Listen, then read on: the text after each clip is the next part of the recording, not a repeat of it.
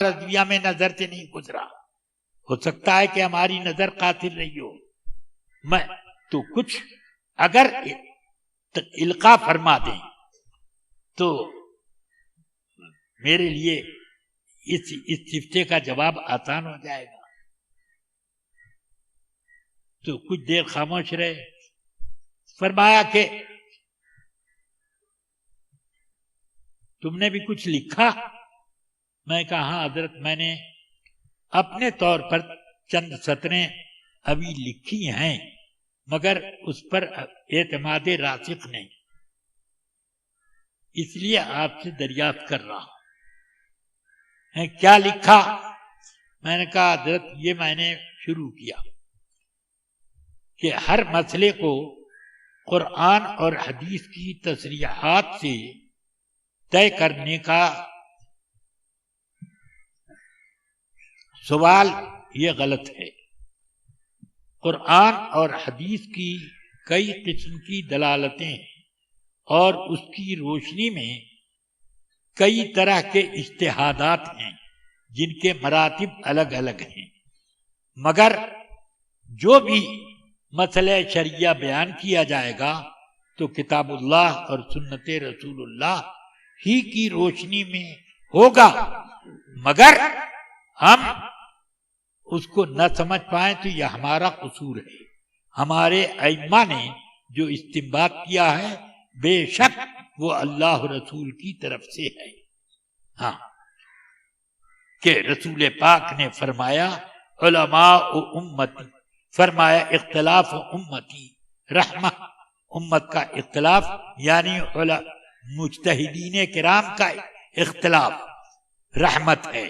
یہ مت سمجھ لینا کہ ہم لوگ ٹٹ پجیا لوگ آپس میں اختلاف کریں تو یہ سب رحمت ہے کہ چلتی ٹرین پہ نماز جائز ہو گئی اور لاؤڈ اسپیکر پہ نماز جائز ہو گئی اور جناب یہ ہو گیا وہ ہو گیا، سب جو چاہو وہ کرتے رہو، ہاں تو یہ سب جائز ہو، یہ نہیں، وہ اس سے مراد وہی علماء ورثۃ الانبیاء جو وہ بہرحال میں نے کہا یہ میں نے تو ایک ان کے سوال کا آخری بند جو تھا اس کا جواب دیا، پھر میں نے لکھا کہ آخر کیا وجہ ہے کہ کوئی آدمی اپنے آپ کو خان صاحب کہتا ہے تو اس سے پوچھا نہیں جاتا کہ تمہارا نسب نامہ کس خانہ سے ہے یا کس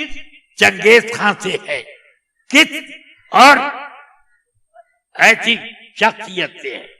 کوئی اپنے کو انصاری کہتا ہے تو کوئی نہیں پوچھتا کہ انصار مدینہ میں سے کس کی اولاد میں، ہاں کس کی اولاد میں ہو۔ تو کوئی اپنے کو سید کہتا ہے تو کوئی نہیں پوچھتا کہ تمہارے پاس سید کا سرٹیفکیٹ کیا ہے، اس کے لیے تمہارے پاس دستاویز کیا ہے۔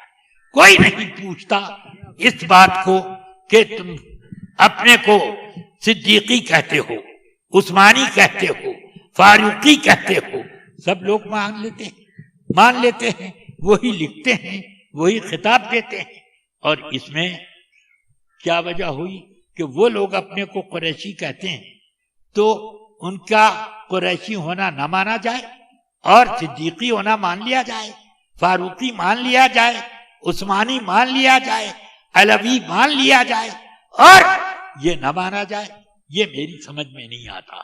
بلکہ میں تو اس کی یہ شہادت پاتا ہوں کہ وہ یقیناً قریشی اپنے کو کہتے ہیں تو وہ قریشی ہیں، اس کی شہادت پاتا ہوں۔ کیوں کہ وہ اپنے کو قصائی کہتے ہیں، اور قریش کس کو کہتے ہیں؟ حضرت قصی رسول پاک کے اجداد میں وہ بزرگ گزرے جن کا لقب تھا قریش، سمجھ گئے؟ قصی ان کا نام تھا اور ان کی طرف نسبت کر کے لوگ قصبی کہتے تھے، ہو سکتا ہے اس کو بگاڑ کر کے قصائی کہتے ہوں آسانی کے لیے۔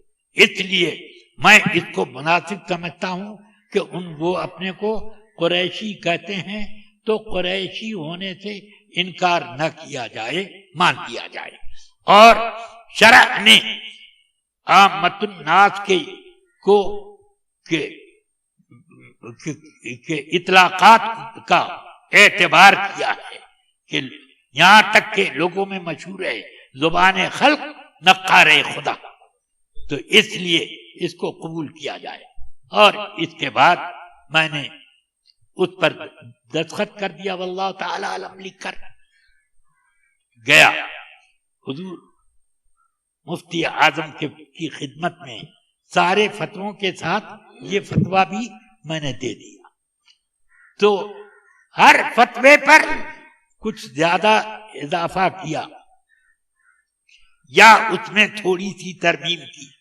اس فتوے پر لکھا مفتی اعظم قبلہ نے کیا لکھا، لیکن وہ اپنے پیشے کی وجہ سے وہ قریش کے کفو نہیں ہیں کہ پیشے کا کفاءت میں اعتبار کیا گیا ہے.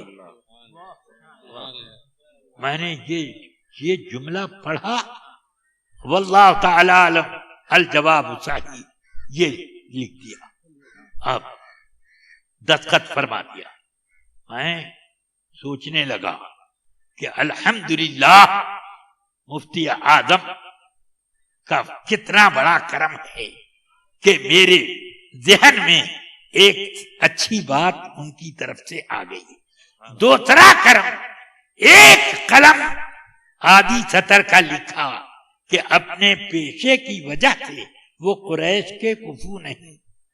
یہ لکھ کر میری آنکھ کھول دی کہ میں نے یہ نہیں سمجھا کہ سائل کا مقصد اس سوال سے کیا ہے، اور مفتی اعظم کی نظر اس مقصد تک پہنچ گئی. یہ میری آنکھ،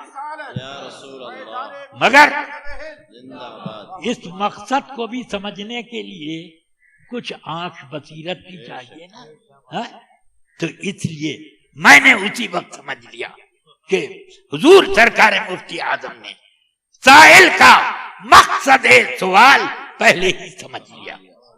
اس لیے یہ آدھی سطر کا جملہ مقصد کو، جو اس کا مقصد تھا کہ سب اب سادات میں شادی کریں اور جا کر کے اور قریش کے بڑے بڑے طبقات میں شادی کریں، تو اب اس کا سد باب ہو گیا. سمجھ میں آ گئی؟ یہ سرکار مفتی اعظم، اور مفتی اعظم بھی کیا ہے، یہ اعلی حضرت کا جلوہ. مفتی اعظم اعلی حضرت کا جلوہ ہے.